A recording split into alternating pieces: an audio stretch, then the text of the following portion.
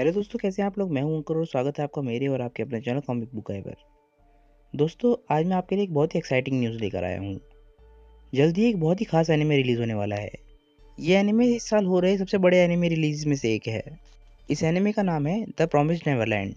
इस वीडियो में मैं आपको बताऊंगा कि आप ये एनिमे क्यों देखना चाहेंगे और ये एनिमे कब रिलीज़ हो रहा है। सबसे पहले मैं आप लोगों को ये बता देता हूँ कि ये एनिमे इसी हफ्ते रिलीज़ हो रहा है।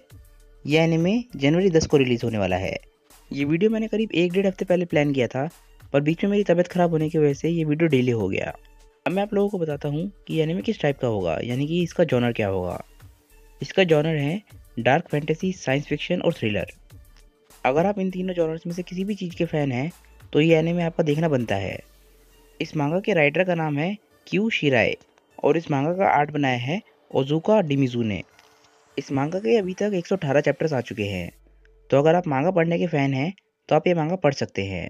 ये मांगा आप शोनन जंप की ऑफिशियल ऐप पे पढ़ सकते हैं, जो कि अब इंडिया में भी अवेलेबल है। अभी तक मैंने इस मांगा के करीब 17 या 18 चैप्टर्स ही पढ़े हैं और मैंने अभी तक जितने भी चैप्टर्स पढ़े हैं वो मुझे बहुत पसंद आए हैं। तो मैं आप लोगों को बताता हूँ कि इसकी स्टोरी क्या है। यहाँ से आगे वीडियो आप तभी देखिएगा अगर आपको स्पॉयलर्स पसंद हो तो, क्योंकि अब मैं आगे स्पॉयलर्स देने वाला हूँ। अगर आपको स्पॉयलर्स नहीं पसंद तो आप ये वीडियो यहीं पे छोड़ सकते हैं। इस मांगा के पहले चैप्टर से आप इस मांगा में बहुत ही ज़्यादा इन्वॉल्व हो जाते हैं, क्योंकि इस मांगा के एंड में कुछ ऐसा होता है कि जो कि आपका दिमाग ही हिला के रख देता है। अब मैं इसकी स्टोरी शुरू करता हूँ। ये मांगा की स्टोरी चल रही है सन 2045 में। एमा एक 11 साल की अनाथ बच्ची है जो कि एक ऑर्फनेज में रहती है और उसके साथ 37 बच्चे वहाँ पे और रहते हैं और ये सभी भाई बहन की तरह ही वहाँ पे रहते हैं। अगर आप लोगों में से कुछ लोगों को ना पता हो तो ऑर्फनेज का मतलब है अनाथ आश्रम। एमा इस ऑर्फनेज की सबसे समझदार बच्चों में से एक है। इस ऑर्फनेज की सबसे अजीब बात यह है कि यहाँ पर एक डेली एक टेस्ट होता है और 3 बच्चे ऐसे हैं जो कि इस टेस्ट में हर बारी 100 में से 100 लेकर आते हैं। ये बच्चे हैं एमा, रे और नॉर्मन। अब आप लोग ये सोच रहे होंगे कि ये चीज़ स्टोरी से रेलेवेंट क्यों है।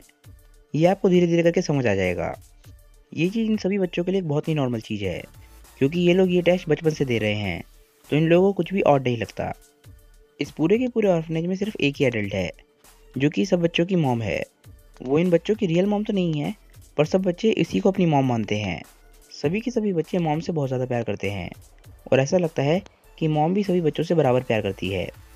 पर एक दिन एक छोटी सी 6 साल की बच्ची को कोई अडॉप्ट करता है और वो बच्ची बहुत खुश होती है, क्योंकि फाइनली वो एक ऐसे घर में जाएगी जहाँ पे उसे मॉम और डैड का दोनों का प्यार मिलेगा।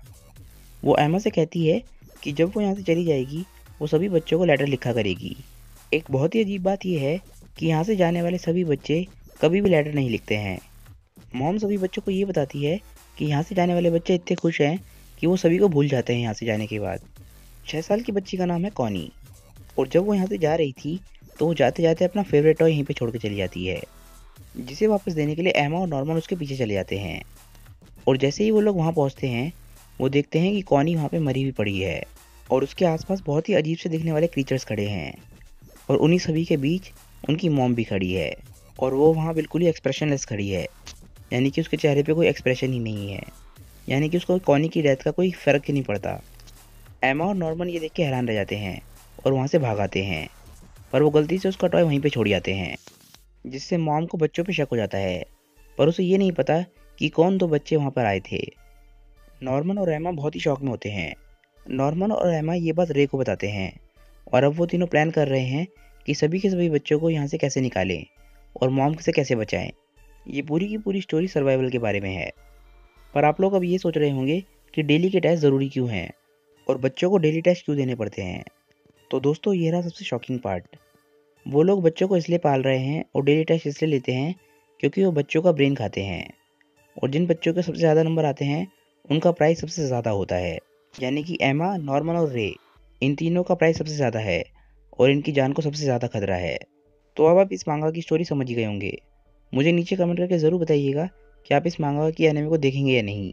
मैं तो इस एनिमे को पक्का देखने वाला हूँ और मैं इसीलिए आप लोगों से ये चीज़ शेयर भी करना चाहता था। आप लोगों को इस मांगा की स्टोरी के बारे में सुन के कैसा लगा? आप इस मांगा को रीड करेंगे या नहीं, या फिर आप सिर्फ एनिमे ही देखेंगे? मुझे नीचे कमेंट करके ज़रूर बताइएगा। आगे भी मैं आप लोगों के लिए ऐसे ही मांगा रिव्यूज़ और एनिमे रिव्यूज़ लाता रहूँगा और ऐसे ही कुछ अगर एक्साइटिंग एनिमे रिलीज़ होने वाले होंगे तो उनके भी बारे में आपको मैं ज़रूर बताऊँगा। तब तक के लिए दोस्तों, आप वीडियो को लाइक करना और चैनल को सब्सक्राइब करना बिल्कुल मत भूलिएगा। मैं अपनी नेक्स्ट वीडियो के साथ आप लोगों को बहुत ही जल्द मिलता हूँ। तब तक के लिए बाय दोस्तों और थैंक्स फॉर वॉचिंग।